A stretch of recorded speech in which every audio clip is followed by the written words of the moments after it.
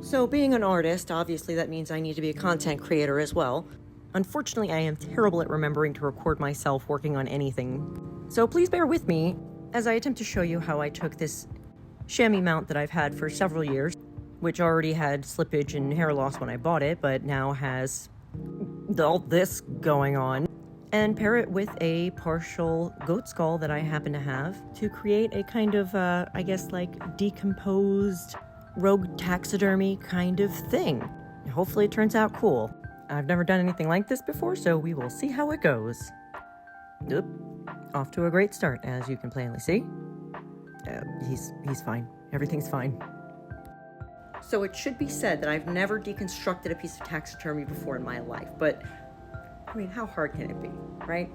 Let's get to work. 3 hours later. Okay, so there's a strong possibility that I may have underestimated the tools required to do a job like this. So there's a block of wood in there. I don't think the Dremel's gonna cut it. So gonna have to wait for hubby to get home to get into his shed and get the proper tools to finish this off. But it's getting there. It's getting there. Slowly but surely. 6 hours later. Okay, I think I have the right tool now. Several days later. And since I got tired of talking in my videos, now we're back to the voiceover. How fun. But as you can see, I finally got the damn skull inside the damn face. Took way longer than it should have. So now we're reattaching the horn with epoxy sculpt. And now just adding some black acrylic paint to the nose and the lippies to make them look a little bit more alive. Even though the point is to make them look, decomposed, but just go with it. Don't ask questions. Now, for the most tedious part of the whole process, adding moss to everything. And of course, I forgot to record myself doing most of this, but all you're really missing is me shaving down where the fur was already being lost and replacing that with moss. It is monotonous and it takes forever and you're gonna get burned with hot glue, I promise you.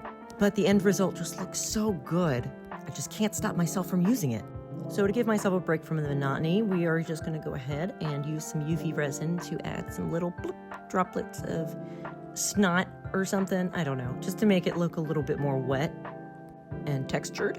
Again, just gives it a little bit more life, I feel like, even though, it's supposed to be dead and decomposed, but whatever. You know what I mean. And then, of course, I proceeded to forget to record myself putting on any of the details, except for these last few finishing touches, but you get the general concept. I made some little mushies out of polymer clay, painted them up, and just added some fake flowers and other foliage.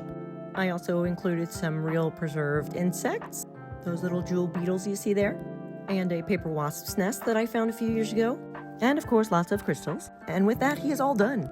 And honestly, for my first time doing a project like this, I don't think he looks too bad. But of course, what I really want to know is what you all think. And if you stuck with me for this long, I thank you so very much. Hopefully future videos will be better, but don't hold me to it.